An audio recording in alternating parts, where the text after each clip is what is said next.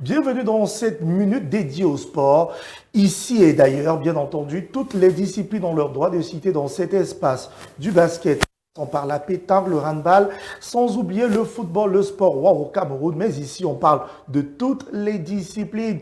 Le week-end était dédié à la course de l'espoir, l'un des plus grands événements sportifs organisés au Cameroun, l'ascension du plus haut sommet camerounais, 4100 mètres du côté du sud-ouest, et ils étaient plus de 600 au départ. Vous allez voir ces belles images parlant de l'ascension du Mont Cameroun, très nombreux. Regardez ces belles images. Vous savez, le Mont Cameroun revêt aussi cette saveur particulière, le sport qui se mêle au tourisme. 600 coups d'envoi dès le départ pour la course au sommet, et bien entendu au finish, on a eu des gagnants. 2 gagnants dans les catégories seniors, seniors messieurs, seniors dames. 2 gagnants dans les catégories vétérans, seniors, vétérans dames, vétérans hommes. Et bien entendu, au finish, on a eu le grand vainqueur. On va voir ces images en mur d'images sur ce tableau parce que c'est aussi ça, la saveur, bien sûr. Allons découvrir dans cette belle course qui s'est courue, je le disais, samedi dernier à partir de 7 h. Le coup d'envoi a été donné depuis le stade Moliko du côté de Douala. Et elle, c'est Sarah Etondien, elle donc l'unique femme ou alors l'unique compétiteur à avoir remporté à 7 reprises cette compétition, à savoir la course de l'espoir. Et c'était la 31e édition qui battait son plein du côté du sud-ouest. Parlons donc des lauréats. Il faut dire, les vainqueurs, ils sont au nombre de 4 ou un peu plus, puisqu'il y a aussi les jeunes. Amadou Bibrahim, c'est le vainqueur chez les messieurs. Il a donc terminé la course à un peu plus de 4 heures. Chez les dames, c'est Desti Wirba Grace qui est donc vainqueur chez les dames. Chez les vétérans, il faut dire que Monsieur Roland Niambé est donc le vainqueur chez les vétérans messieurs. Et chez les vétérans dames, je vous le disais, c'est Sarah Etondé, la vieille, âgée déjà de 59 ans, qui réussit tout de même à décrocher ce titre. Je vous propose de prendre des réactions. Ekiti, secrétaire général de la Fédération camerounaise d'athlétisme, l'un des organisateurs de cette belle fête. On rappelle, il s'agissait donc de la 31e édition de la course de l'espoir, l'ascension du Mont Cameroun. Plusieurs nationalités ont eu pris part, 600 athlètes au total étaient au rendez-vous.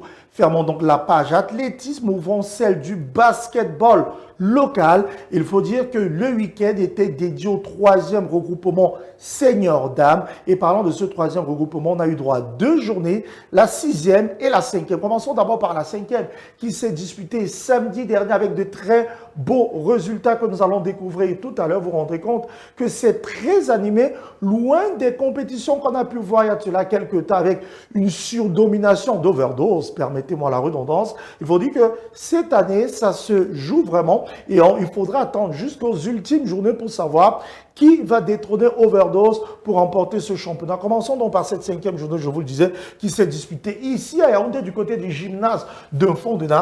Parlons de ce 3e regroupement. La 5e journée a vu à 11 h du côté de Yaoundé, Skip s'est incliné face à Mungozone 47 à 56. Overdose, je vous le disais, l'ordre de ce championnat n'a fait qu'une bouchée d'université de Douala. 81 à 69, c'est le score qui a sanctionné la partie. Et la 3e rencontre comptant pour cette 5e journée a vu Fab de Yaoundé dominer Battiston de Douala, 78 à 51. Le lendemain, on a eu droit à la 6e journée. Donc, on va prendre les résultats juste après. Messieurs, la réalisation certainement qui va nous mettre. Précisons donc que ce championnat se joue en regroupement. Lorsqu'on se regroupe, très souvent les regroupements ont droit à Yaoundé, au gymnase de Fondena et à Douala du côté du collège de la salle. Parlons de la 6e journée Overdose, c'est encore largement imposé face à Mungozone, 97 à 42, un peu plus de 50 points d'écart, pour être précis, 55 points d'écart en faveur du tenant du titre Onyx de Yaoundé, s'est incliné face à Battiston de Douala, 59 à 64, et Skip de Yaoundé s'est incliné en forceps juste 1 point d'écart face à l'université de Douala. On reviendra dans nos prochaines éditions sur le classement à l'issue de ces 6 journées déjà disputées dans d'autres championnats. Restons avec les dames, puisqu'après avoir parlé cette fois-ci de basketball, parlons de la Guinée Super League, c'est le championnat national de football féminin. On va apprendre, c'est le prochain dossier bien sûr, c'est cette troisième journée qui a livré son verdict sur l'ensemble du territoire national. Même de ce côté-là, la troisième journée avait débuté samedi avec 3 belles rencontres éclairs du président Christian Nana faisait son entame de la compétition et le club a été tenu en échec par Cyclone FC de Madame Dikangodi Dinali. 2 buts partout pour ce match.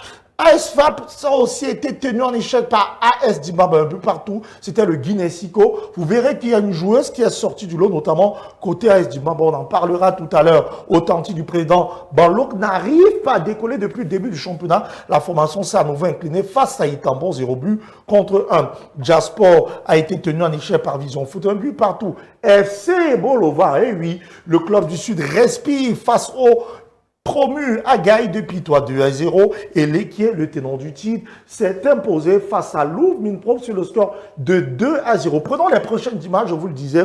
Intéressons-nous à une joueuse qui sort de l'ordinaire. Regardez, la prochaine image, c'est une joueuse, on l'appelle The Women of the Guinée-Siko.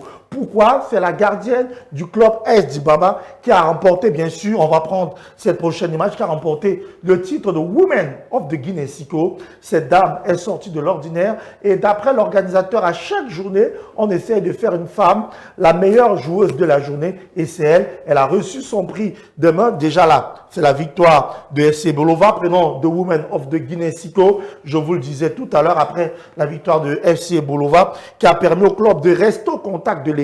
On va prendre la prochaine image. Elle vient sacrée de Women of the Guinée-Siko. C'est celle de cette troisième journée qui a permis à cette jeune dame de remporter donc ce prix. Comme vous le voyez, Stéphanie Chokwa. Elle reçoit donc 50 000 francs CFA des bras de l'ambassadeur itinérant Roger Mila et de la secrétaire générale de la Ligue de football féminin. Et là, on peut saluer cette grosse dame, gardienne de la formation de Ed Dimamba, qui permet à son club de rester pas qu'en vie, mais de tenir en échec une grosse formation de ce championnat.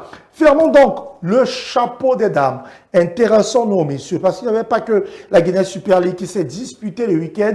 Il y avait aussi le championnat national de football féminin, football masculin, première division. J'y arrive, l'Elite One qui a livré le verdict de sa 6e journée. Oui, de très beaux résultats, notamment un classico disputé du côté de la ville de Douala entre Dynamo et Canon de Yaoundé. C'était le match à ne manquer sous aucun prétexte. Prenons d'abord les résultats de toute cette journée. En ouverture, on avait vu Coton Sport laminé, bouffé, étrié. La formation d'AS Fortuna 5-1. C'était le 18 février dernier du côté du stade annexe de Rumdeadja. Juste après, Gazelle s'était imposé face à Fauve-Azur. On a eu droit à d'autres journées, c'est-à-dire samedi, Unisport qui a dominé PWD de Bamenda, d'autres matchs, notamment pour cette 6e journée 1-0. Puis on a eu un match nul assez spectaculaire entre Aigle de la Ménois et Stade Renard, 3 buts partout. Aigle du Mungo s'est incliné face à Victoria United, 0 but contre 1. Et hier, je vous le disais, le gros match, le classico de notre championnat, a vu Dynamo de Douala, les bonnes badjobs, qui n'ont pas eu raison face au Pakoum.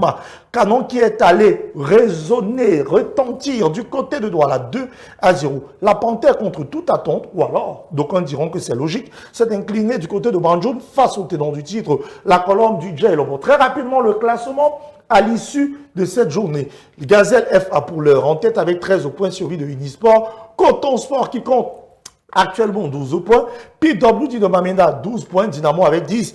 La queue du classement pour l'heure est occupée par Fauve-Azur, Aigle du Mungo qui doivent se débattre. Colombe occupe pour l'heure le ventre mou. Je voulais juste vous dire un mot concernant la formation de Coton Sport. Puis on va voir les images.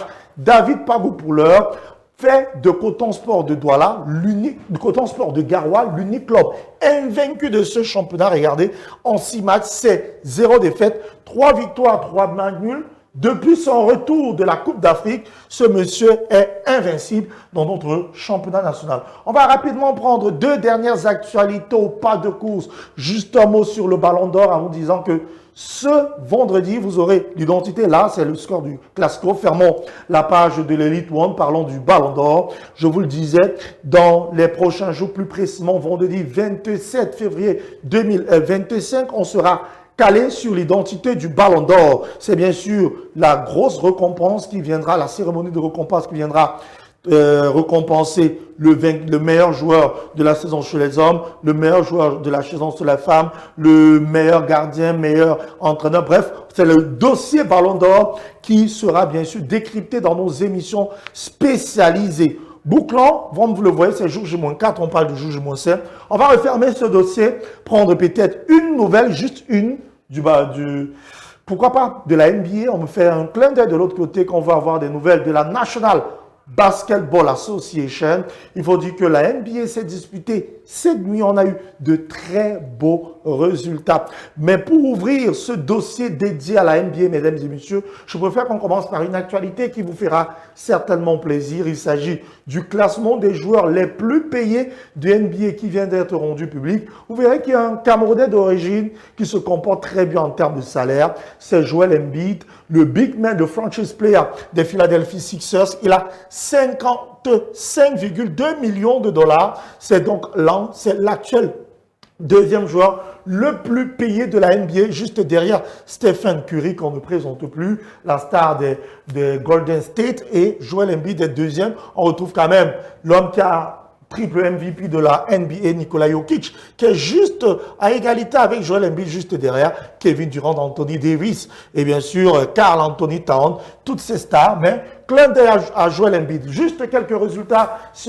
le temps nous le permet. Parlant de la nuit dernière, parlant de la NBA, on prend peut-être 3-4 résultats. Est-ce que la réalisation nous permet? On nous dit oui. Prenons rapidement les résultats en NBA qui ont sonné la nuit dernière de bons scores. On va d'abord s'intéresser à cette victoire de Orlando grâce à Desmond Bane, 36 points, 5 rebonds et 4 shoots à 3 points concrétisés de la part de cet arrière qui permet à sa franchise de s'imposer juste avec 2 points d'écart. Et vous savez, ils sont dans la course au play-in, parlant de sa franchise. Prenons un autre résultat, bien sûr, de cette nuit du côté des parquets nord-américains après celui-ci. Pourquoi pas prendre un autre résultat? Et c'est bien sûr la victoire des Golden State Warriors. Vous savez, depuis quelques temps, Steph Curry est absent, mais un double-double de Branding Podzinski ne fait du mal à personne, 18 points, 15 rebonds, 9 passes, il est passé un cheveu du triple-double. Prenons un troisième résultat, mais précisons tout de même que Golden State ne se porte pas bien.